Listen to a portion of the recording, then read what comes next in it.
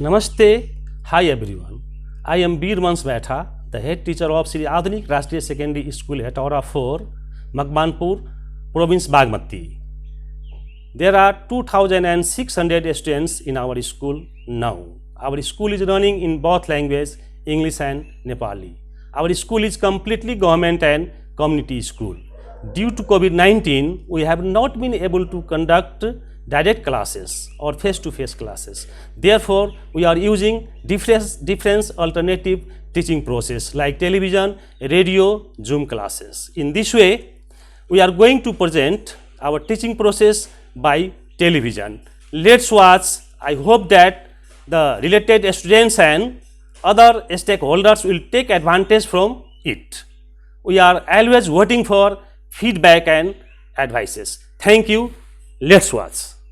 Hello my dear students, good morning. It's me Rashmi Basnet from Shree Adhunik Rastriya Secondary School and I am your health, population and environment teacher. So today we are going to read Unit 1.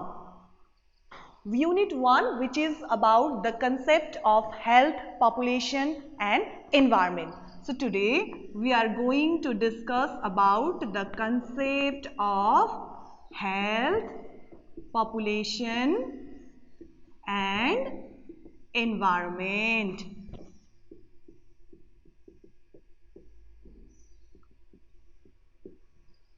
Okay, so first I would like to give you simple concept of health. What is health? We must know about the concept of health first. So what is health?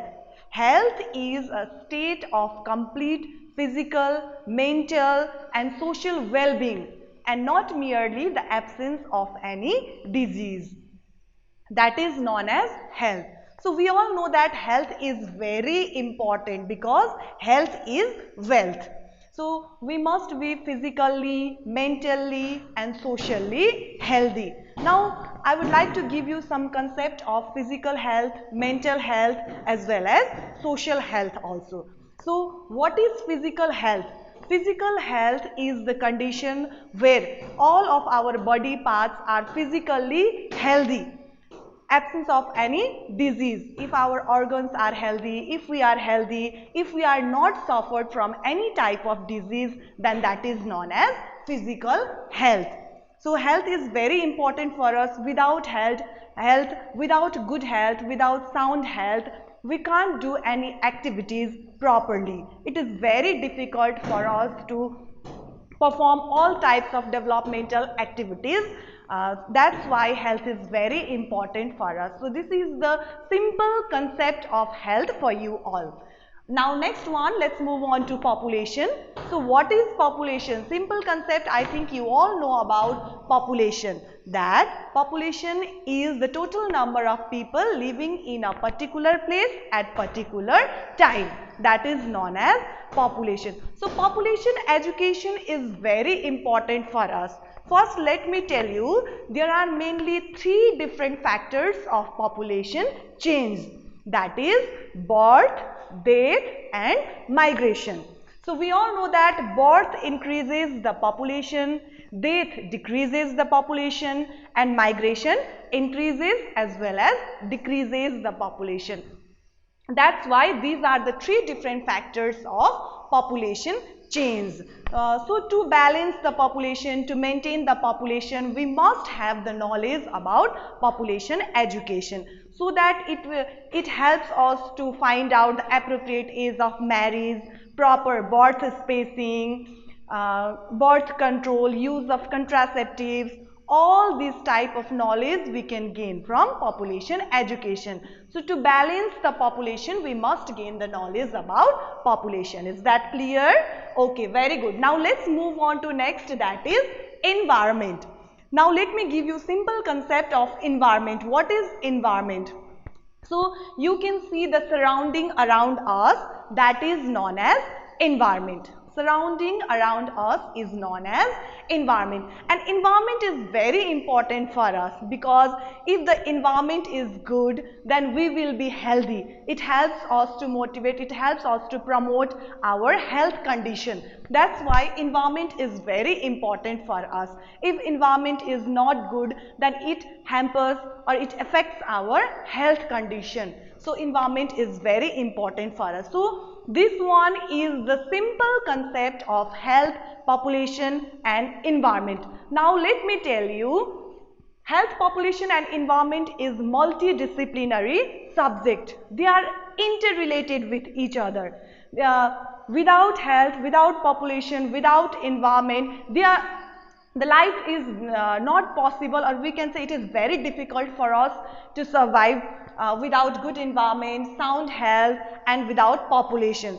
So these are multidisciplinary subjects.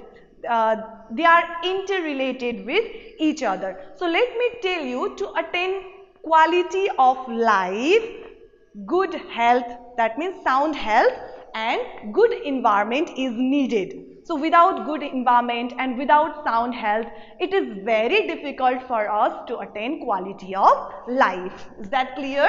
And next one, without environment or without population, environment is also meaningless. So population is very important to care for the environment. So without population, environment is meaningless. And obviously, without good environment, without proper environment, population is also meaningless, isn't it? Because if we don't get proper environment, good environment, then we will be unhealthy, we may suffer from different types of disease. That's why we can say that health, population and environment are interrelated with each other. So this one is the simple concept of health, population and environment. Now let's move on to next, that is different aspects of health, population and environment. Now let me tell you, there are mainly 7 different aspects of health, population and environment. Okay, first one.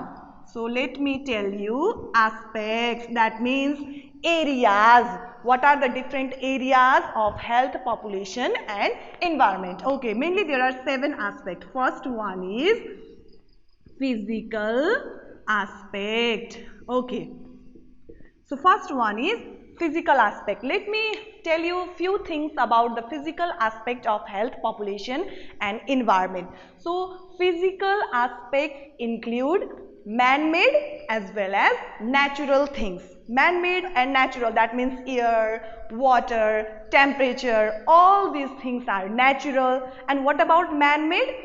Breeze, buildings, all these things are man-made. So physical aspect includes man-made as well as natural things. And let me tell you, the quality and quantity of physical aspects plays a great role for the survival of human beings, isn't it? We must need proper air, water or environment, good environment and man-made things also. So that's why we can say that the quality and quantity of physical aspects makes a great difference for the survival of human beings. Is that clear? So this one is about the physical aspect. Now next one is biological aspect. Second one is biological aspect. Okay, so see here, biological aspect.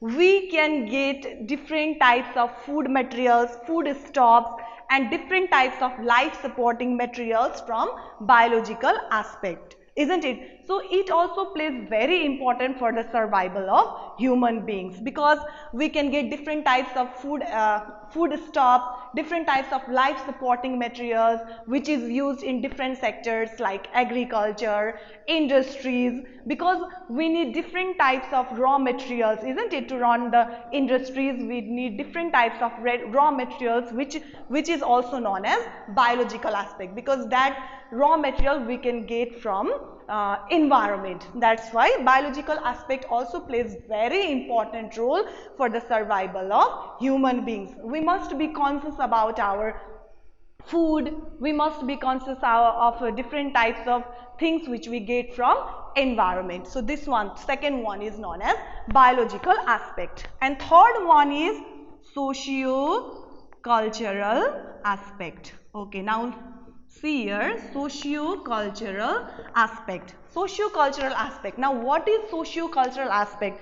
You all know about our norms, values, culture, tradition, that is known as socio-cultural aspects. So socio-cultural aspects also plays very important role in different aspects of health, population and environment, because different people have their own culture, different people have their own tradition, isn't it, own belief. So we must be conscious that that tradition, that culture should not affect our environment, isn't it? So different people have their own culture, and some cultures are badly affecting our environment. So we must be conscious, or we must be conscious that all those things should not affect the environment. So that is socio-cultural aspect, third one. Now let's move on to next, that is economic aspect. Very important aspect, economic aspect. Okay, now you can see economic aspect. Economic aspect is directly related to health, population and environment, isn't it? Because in every sector or for development activities, income source is very important. Without income source, we can't do any developmental activities, or it is very difficult for us to do different type of developmental activities. That's why economic aspect is very important in the field of agriculture, in the field of industries. To run the industries, we need economic source. For the agriculture or for different type of developmental activities, economic source is very important. Without income source, we can't do any developmental activities. So for the economic aspect in the sector of health, income source is very important for the development of health of each and every individual. Without income source, it is very difficult to improve the health condition of people, isn't it? And next one, for population and environment, to maintain good environment, income source is very important. And to run the industries in agricultural sector or any type of developmental activities, if we have good income source, or if our nation is good in our in economic condition, that nation can easily develop. That's why economic source or economic aspect is directly related to health, population and environment. Is that clear? Okay, very good. Now let's move on to next, that is science and technological. Science and technological aspect. Okay, so I think you are very clear about science and technological aspect, because we are nowadays you can see lots of development activities or lots of development in the field of science and technology, isn't it?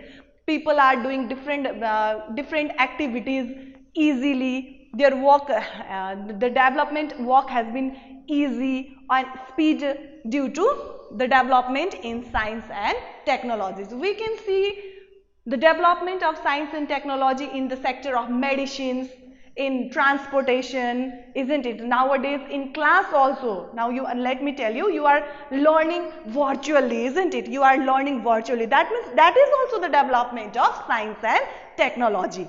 And in the sector of health, we are using different types of equipment which was not possible before, isn't it? So in the past it was very difficult for people to improve their health condition, but nowadays due to improvement of science and technology, it is very easy for people to improve their health condition, because we can see different types of equipments in hospitals, at home, and different areas, different types of equipments are developed which helps people to improve their health condition. So science and technological aspects helps to improve the health condition due to advance or due to development in the sector of medicine also. And in population, that means we people. And environment, yes, obviously in the sector of agriculture, in the past it was very difficult to do agriculture with their hand, isn't it? But nowadays we can see different types of machines, different types of equipments which is used in agricultural sector also. So we can say that due to the development of science and technology, it is very difficult and our life has been very easy and comfortable due to the development. So it also directly affects the health, population and environmental sectors. Is that clear? Okay, very good. Now let's move on to next, number 6, that is political aspect. Political aspect. Okay, now let me tell you about political aspect. Political, so first you must be clear, political aspect means the rules, policies, isn't it, that is made by the government or administration. That means the rules, the policies, plans, that is related to political aspect, which is made by government and administration. That is known as political aspect. Okay, so political aspect, in political aspect we must be clear that government should make very good rules, very good policies, so that we can improve in the sector or in the areas of health, population and also in the sector of environment. That's why in political aspect we must say that government should make proper or that type of rule which is very helpful for us. That is important. And last aspect is psychological aspect. Psychological aspect. Okay, so this one is very important aspect. Psychological aspect, that means our feelings, our thinking power, that is known as psychological aspects. Our attitude, our feeling, our thinking power, our goodwill, that is known as psychological aspects. So you must be clear, if our willpower tells us to clean the environment, to care for the environment, to cure our health condition, then that is known as psychological aspect. Is that clear? If we feel to clean the environment, if we feel to care for the environment, if we feel good to care for our health, then we can easily care for that. But if anyone forces us, then we cannot do such type of activities. So psychological aspect is also related to health, population and environment. Is that clear? Okay. Now these are the 7 different aspects of health, population and environment. Now at last I would like to tell you there are different scopes in the sector of health, in the sector of population and also in the sector of environment. Like from where we can gain the knowledge of health? From school, from home, from community also, isn't it? Because I think home is first school of the student. We can learn basic knowledge about health from our home. So that is known as the areas or scope of health. And next one, population. What is the scope of population? Scope of population is demography, because demography is the scientific study of human population. So that is population. And what about environment? We can gain knowledge, or the areas of environment means we can gain the knowledge about environment from 3 different aspects. That is physical aspect, biological aspect and also socio-cultural aspect. So we can gain the knowledge or knowledge about health, population and environment from these 3 different areas. Okay, my dear students, this much for today. So today in unit 1 we learned about the concept of health, population and environment. We learned about the 7 different aspects of health, population and environment, and also we discussed about the scopes or areas of health, population and environment. This much for today. Thank you so much. Hello my dear students, welcome to you all in your health, population and environment class of class 10. So you all know that we have already studied Unit 1, which was about health, population and environment. We discussed the concept of health, population, environment and its aspects in our previous class. So today we are going to begin our new unit, Unit 2, which is about demography, population change and management.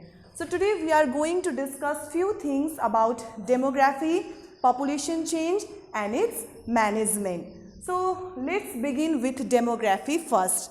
I think you have already studied about demography in class 9 also. That's why it is very easy for you to study about demography. So let's begin.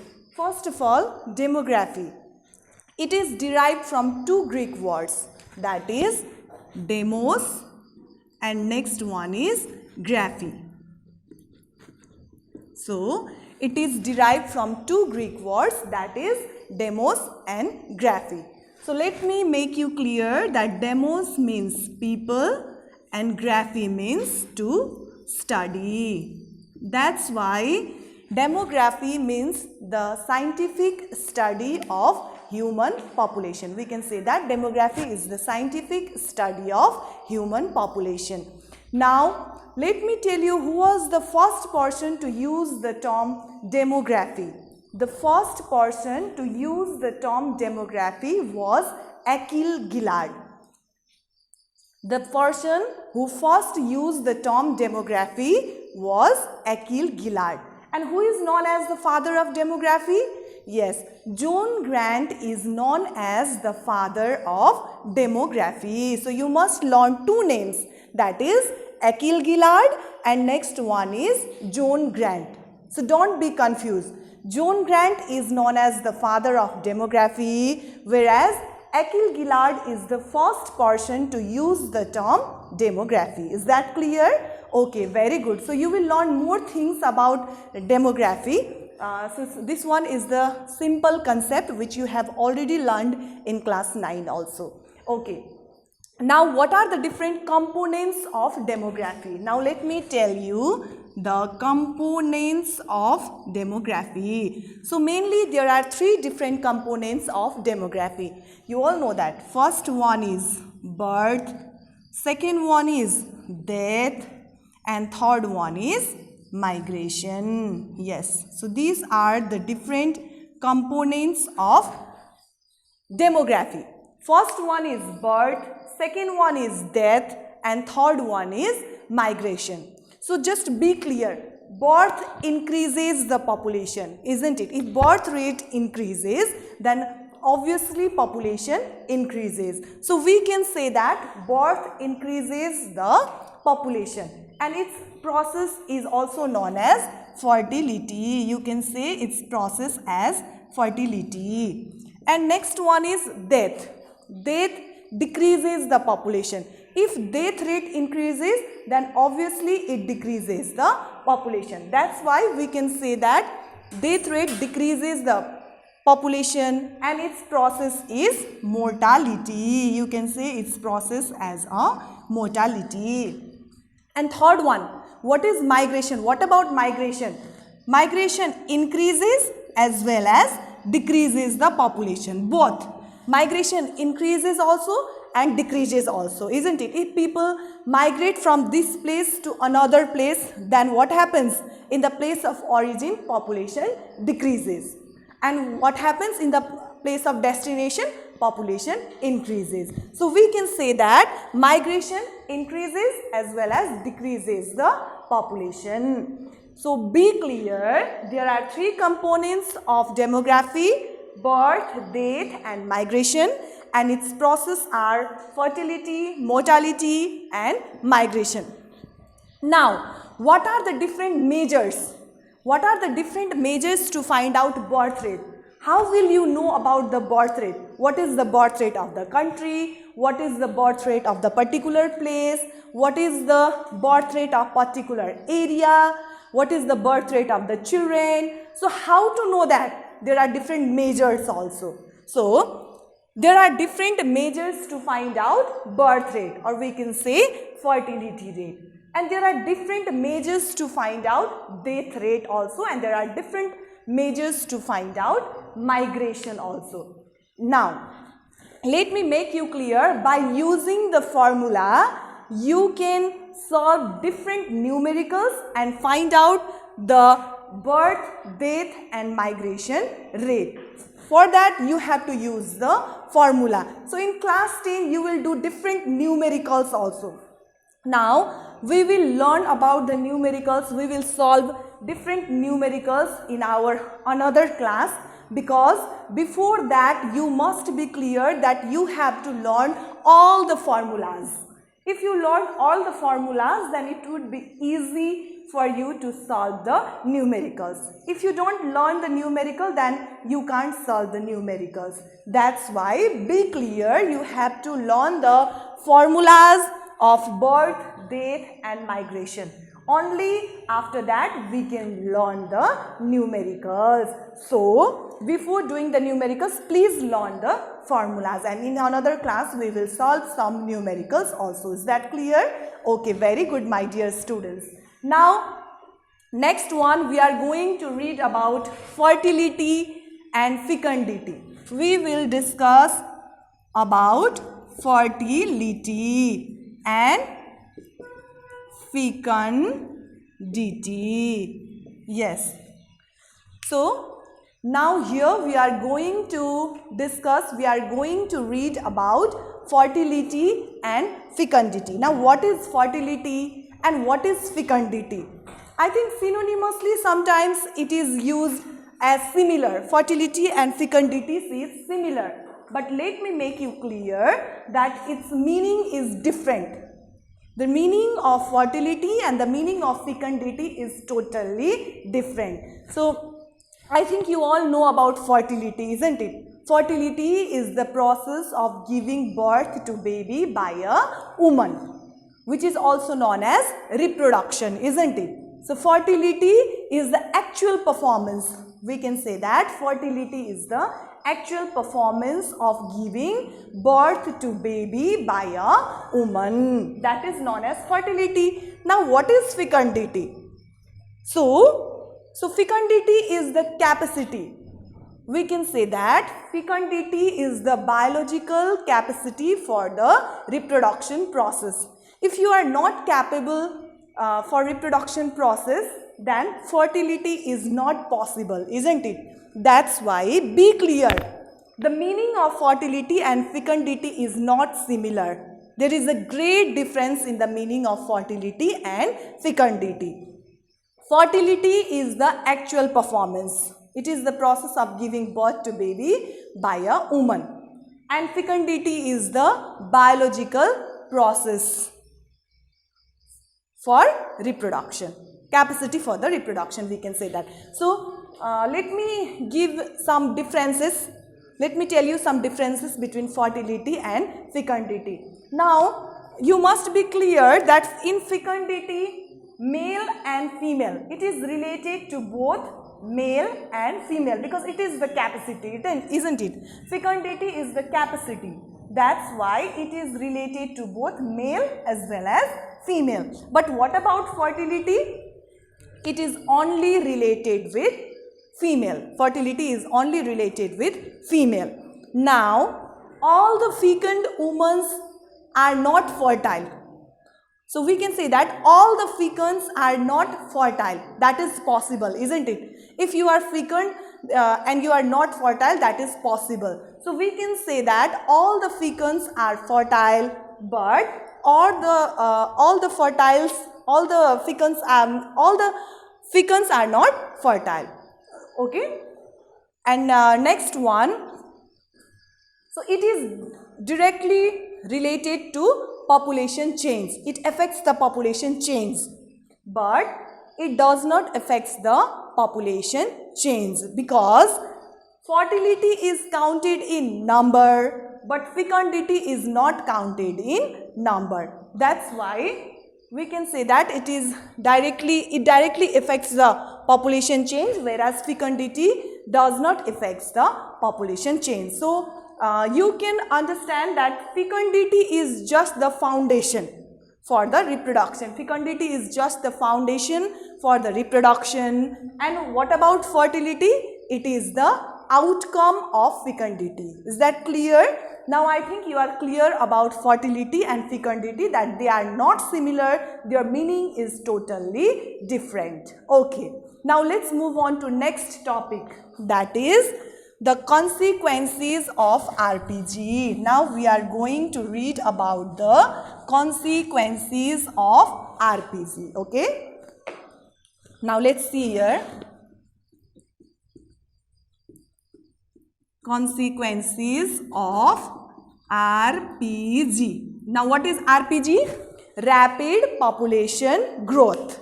Now what are the different consequences of rapid population growth? Yes, there are different consequences of rapid population growth in the sector of, in social sector, in economic sector, in environmental sector, in cultural sector, everywhere, isn't it? It affects everywhere. But here we are going to read on two different aspects. That means rapid population growth on the aspects of environment, and next one on the aspect of socio-economic. Okay, so we are going to read on two different aspects. So first, let's begin with environmental aspect. Environmental aspect. So what are the different consequences of rapid population growth on environmental aspects? So first one is forest and vegetation. First one is forest and vegetation.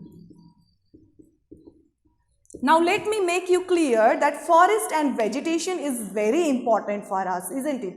So forest and vegetation is also known as one of the most important asset, or we can say that it is the valuable asset for human beings. Not only human beings, but also for all types of living beings. Because vegetation, forest and vegetation helps to make the ecological balance. For the ecological process, for ecological balance, forest and vegetation is very important for us. So we must conserve forest and vegetation. But what happens due to rapid population growth? The needs and demands of the people also increases. The needs and demands of the people increases, and they use more and more forest resources. Now what happens? They do deforestation, forest fire, and all these type of activities affects living beings. It affects animals, birds, as well as human beings also, isn't it? So we must conserve forest and vegetation. For that, population, to balance the population is very important. Okay, so this one is about forest and vegetation. Now next one, number 2 is land and water animal. What happens to land and water animal due to rapid population growth? Yes, obviously it affects the land animal as well as water animal also, because if people do deforestation, forest fire, then what happens? Animals lost their habitat, animals lost their shelter. So that's why if animals lost their shelter, if animals lost their habitat, then what happens? We may lose different rare animals, endangered animals, isn't it? That's why we must conserve land, as well as it affects water animals also, because what happens due to rapid population growth? We throw different types of garbage, we make water polluted, isn't it? That's why it affects the water animals also, and also due to acid rain, it affects the animals. That's why we must conserve land and water also. So the consequences of RPG, second one is land and water animals. Now what about third? That is air pollution. Now what causes air pollution? Yes, obviously air pollution is caused by harmful gases which is thrown by industries, isn't it? So it makes air polluted. So if population increases, then what happens? If population increases, number of vehicles also increases, number of industries also increases, urbanization is increasing day by day. So due to that, air is getting polluted. isn't it? So if air gets polluted, then what happens? It affects us. If air gets polluted, it affects us, and we may suffer from different airborne disease, isn't it? So to make air very clean, we must balance the population. So rapid population growth makes the air polluted. Now next one is water pollution. Like air pollution, fourth one is water pollution. Like air, water is also very important for us, isn't it? We cannot survive without water. So we must consume clean and safe water. Now what happens due to rapid population growth? The quality as well as quantity of water is degrading day by day, and it is affecting us, and we are suffering from different types of waterborne diseases, especially in urban areas, in cities, towns. There is scarcity of water due to rapid population growth. So to make the balance, or to increase the quality, to increase the quantity of water, we must balance population. So rapid population growth is affecting water also. Now next one is land pollution. What happens? Land pollution. Yes, we are polluting the land also. We are polluting the land, due to which the farmers, it is very difficult for the farmers to grow the crops as the need of the people, as the need and demand of the people. It is very difficult for the farmers to grow the crops. Then what happens? Farmers are using insecticides, pesticides, chemical fertilizers. So that's why it is not only affecting the quality of soil, but it is also affecting our health, isn't it? That's why rapid population growth is affecting land also. Now next one is minerals. Sixth one is minerals. Minerals, what is mineral? We all know that, isn't it? Gold, copper, silver, aluminum, magnesium, all these things are known as minerals. So mineral is very important for us. It is found in earth, but be clear that it is non-renewable natural resources. Minerals are non-renewable natural resources. If we consume more minerals, then future generation people may lose, or they can't see the minerals, because if population increases, we need to construct different bridges, industries, buildings. For that, minerals is used, isn't it? So if we use more and more minerals, then future generation people may lose all the minerals. That's why rapid population growth affects in minerals also. Now next one is sound pollution. Now next one is sound pollution. Yes, we all need peaceful environment, isn't it? So it relaxes our mind, body. We love to sit in peaceful places, but what happens? Due to sound pollution, we may suffer from different types of disease like irritation, insomnia, frustration. This type of problem may occur, and sometimes people may suffer from deafness also. So how sound pollution occurs? Due to crowd, due to lots of vehicles, industrialization, urbanization. If population increases, all these things increases, and due to what? Sound pollution also increases.